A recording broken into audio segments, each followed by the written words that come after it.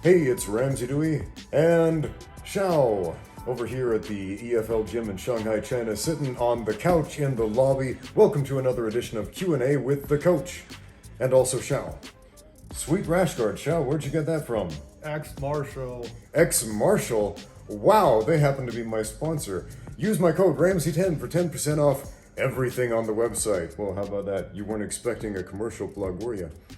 So we have an actual question today from our friend Phoenix, who says this: Hi Ramsey, I have a question for you. Good, because we may have an answer for you. He says, I recently started training in MMA, coming from a Muay Thai and traditional Chinese martial arts background. I train 6 days a week, with 2 of those days being focused on strength and conditioning. During those 2 days, I put a good amount of effort into training my legs with heavy deadlifts and squats. However, with this routine, I feel like my legs aren't getting enough rest, as they also feel sore after my martial arts training every day. I also do at least 1 day of Shaolin Kung Fu training a week, as I think it's a very good way to condition my body. It's very leg intensive. The question is, can my legs really grow in strength with this kind of routine, even though they always feel tired and sore? All right, Phoenix, let's get after this question. Now, I don't know all the ins and outs of your routine. We do know you're training 6 days a week, 2 of those days being focused on strength and conditioning, specifically squats and deadlifts, and it's leaving you feeling a bit too sore. Xiao, what do you think about this guy's conundrum? It sounds like he just started and could be trying to pile too much into his routine, but he did say he trains Muay Thai and traditional Chinese martial arts before. That's true. This is a trap a lot of newbies fall into, so we don't know if this guy's a newbie or not. He's definitely new to this routine, but a lot of newbies fall into this trap of trying to do too much too soon. The minimum effective dose is what you're looking for. There's a podcast I did with Zach Tellender, go check it out, and he explains this concept in an excellent way, but to sum it all up, the minimum effective dose is what you're looking for. And that's going to be relative to your experience, it's going to be relative to your body type, relative to your particular conditioning, etc.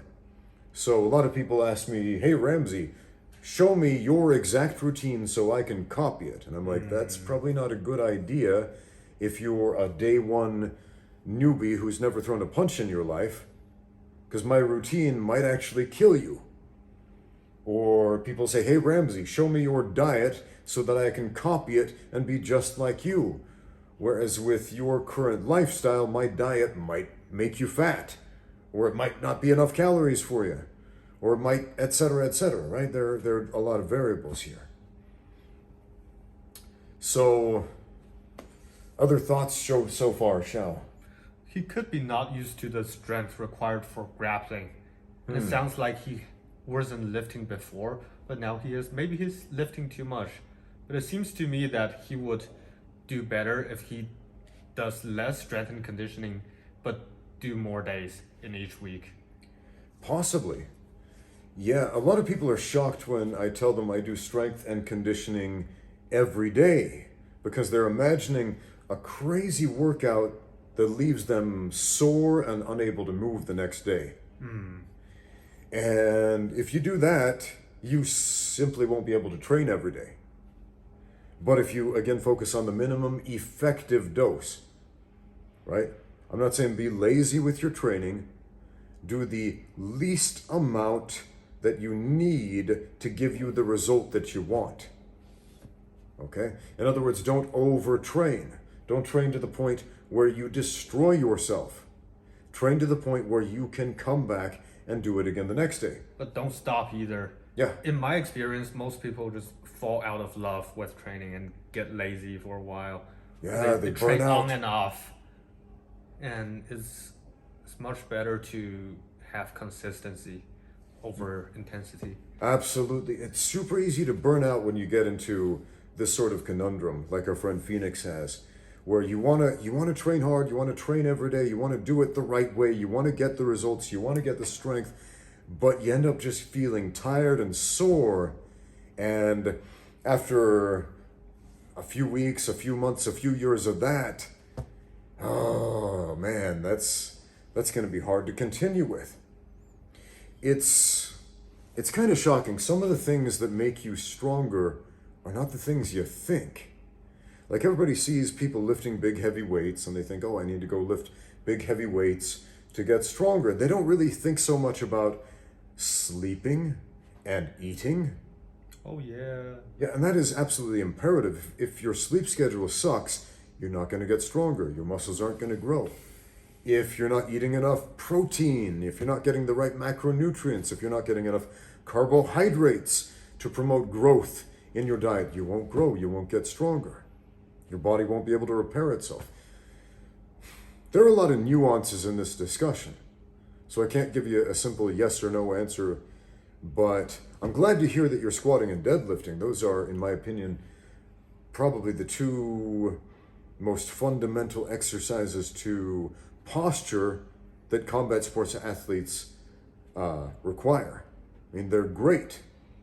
At the same time, you might want to consider dialing it back. Then again, you also mentioned that you're doing this Shaolin Kung Fu training that is very leg intensive. And I don't know exactly what that entails, but it's leaving you sore and it's leaving you tired.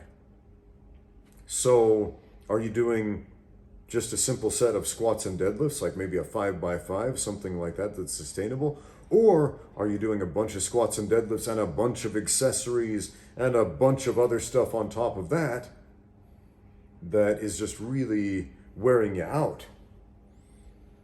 A lot of people are shocked to learn that you don't need to spend hours and hours in the gym every day lifting weights to get stronger. Like I mentioned before, a 5x5 program, it's a really simple one.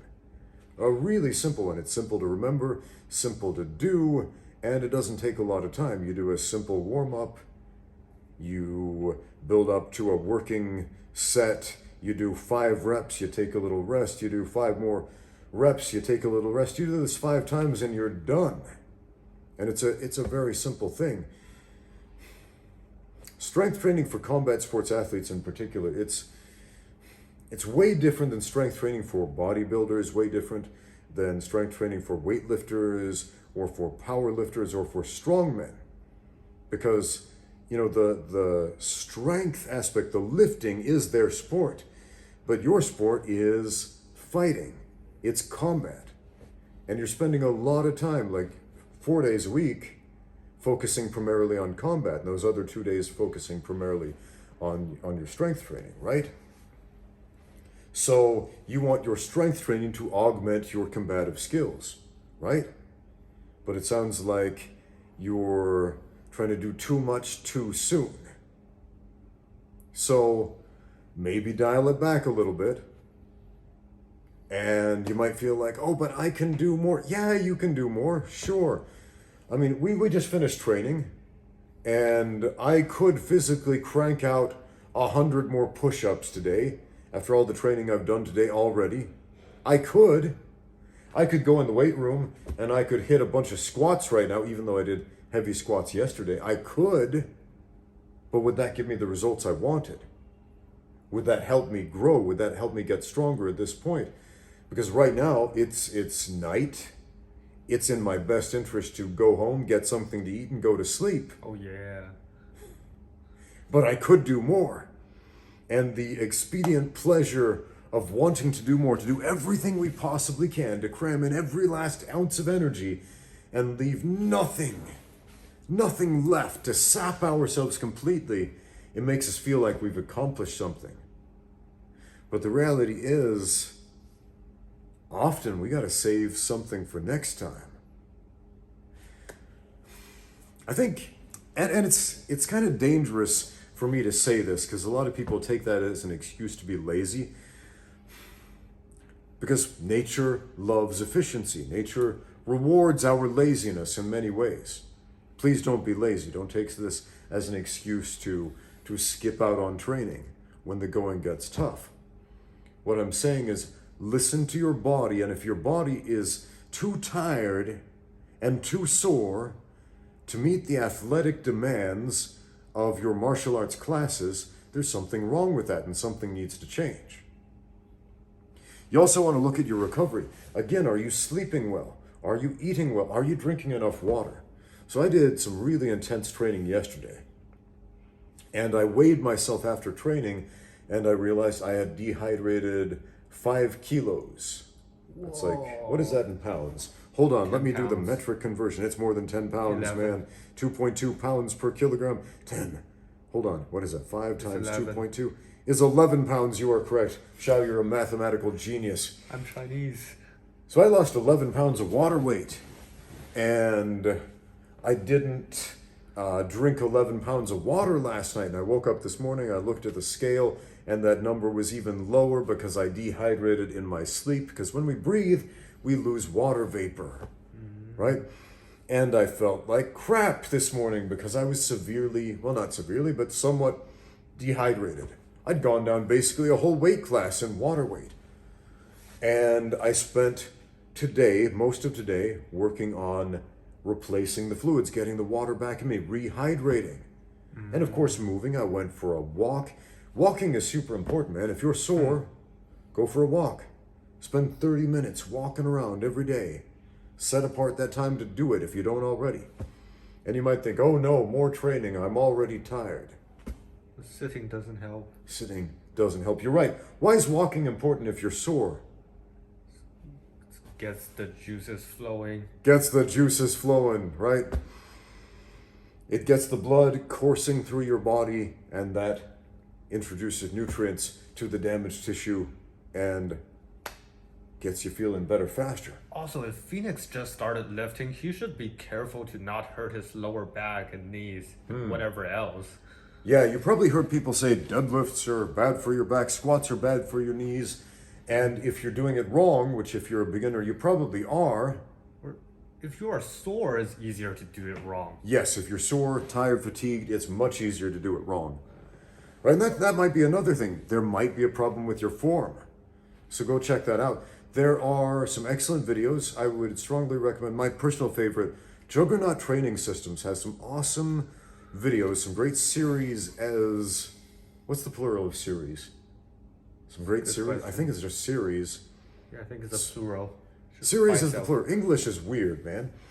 But they have some great videos. There we go. Some great videos on squats and deadlifts and everything else about strength training. But it's called the 5 Pillars of Good Squatting Technique and the 5 Pillars of Good Deadlifting Technique. Go watch those. They will explain them in simple layman terms to you, how to squat well and how to deadlift well. And they pick apart every detail, and it's pretty easy to follow. And I enjoyed the series, and it helped me to improve my squats and my deadlifts. So go check that out. Again, Juggernaut Training Systems, the 5 Pillars of Good Squatting Technique and Good Deadlifting Technique. No, my channel is not sponsored by them. They're just genuinely good at what they do. And another thing with strength training YouTubers, a lot of them get really verbose with their jargon. And some of them are very good at what they do, but very bad at explaining this stuff to normal people who don't know what a posterior chain is, or who don't know, you know, there's a lot of jargon that goes into any athletic endeavor. And I kind of laugh to myself sometimes when watching some strength training channels because I feel like I need a PhD in linguistics to understand what is being said. I feel like I need to be a scientist to understand what they're talking about. But yeah, keep it simple. Keep it simple. Again, the minimum effective dose is what you need. Not usually, it's always what you need. The minimum effective dose. So I've rambled for a bit. Xiao, final thoughts. Just don't fall out of love with training. Don't fall off the treadmill. Things might happen, like your dear friend doesn't come training anymore. Newbies who train less than you start beating your ass. The cute girls stop showing up to training. You have an existential crisis about what's the purpose of all this.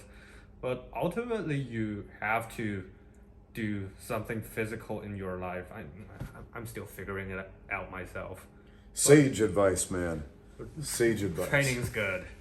And training martial arts is a good athletic endeavor because there's like something fundamental to the human existence about physical fighting that other sports like soccer and basketball do not have. I mean, fuck, those dudes end up fighting each other when playing those sports anyways because it's a simulation of war. Yeah, that's true. How many times have I seen fights break out in ball sports or hockey? Man, especially hockey. Man, hockey is like it's almost like fighting. It's like an excuse to start a fight. People go to hockey games expecting to see fights happen, right? But what Xiao said about consistency is absolutely true. Be consistent. A lot of times I'll see people they'll come into the MMA class and they get sore after their first training session because they're not used to moving. They're not used to not leading a sedentary lifestyle. And they get really discouraged. Oh man, I'm sore because I've done something new that my body's not used to, so I'm going to quit. Whereas I really just want to grab them and say, guys, if you can just stick with it for a couple of weeks, you're going to be fine. Your body will adapt. Yeah, man. So this might simply be the case if your body hasn't adapted yet. You might need to dial it back. And guess what? There's a thing called progressive overload. Meaning, you start small, you get stronger. So you kick it up a notch. Until your body adapts to that, then you kick it up another notch. And then your body adapts to that harder load, and so you make it a little bit harder, just a tiny bit harder at a time. So if it's too hard right now, dial it back, and then gradually, progressively overload the training at a sustainable rate. Again, minimum effective dose. Yeah, man, don't fall off the treadmill. You will probably regret it later. Yeah, don't fall off the treadmill. Love that. Thank you for watching. Now get out there and train. Hey fella, looks like you could use a rash guard. What for, you say? Well, they protect your skin against mat-borne illnesses, mat burn, and they make you look incredibly cool. But where do I get a rash guard from? Hey, have you heard of xmartial.com? Yeah? Then what are you waiting for? Check them out right now. xmartial.com has all kinds of rash guards, from sleek and simple, novelty, badass designs, and more. Channel your inner Japanese cartoon rat monster. Express your love for bad puns and kitty cats doing iconic jujitsu moves. Hey, that panda's gonna hit the other panda with a folding chair like a pro wrestler. And this one makes your right arm stand out. xmartial.com, serving your needs beyond just no-gi Brazilian Jiu-Jitsu. Now, find brand new equipment for mixed martial arts, kickboxing, Muay Thai, wrestling, and more at xmartial.com. As always, use my code Ramsey10 for 10% off everything on the website. Once again, that's xmartial.com. Rash guards, spats, shorts, and more. Links and discount codes in the description below.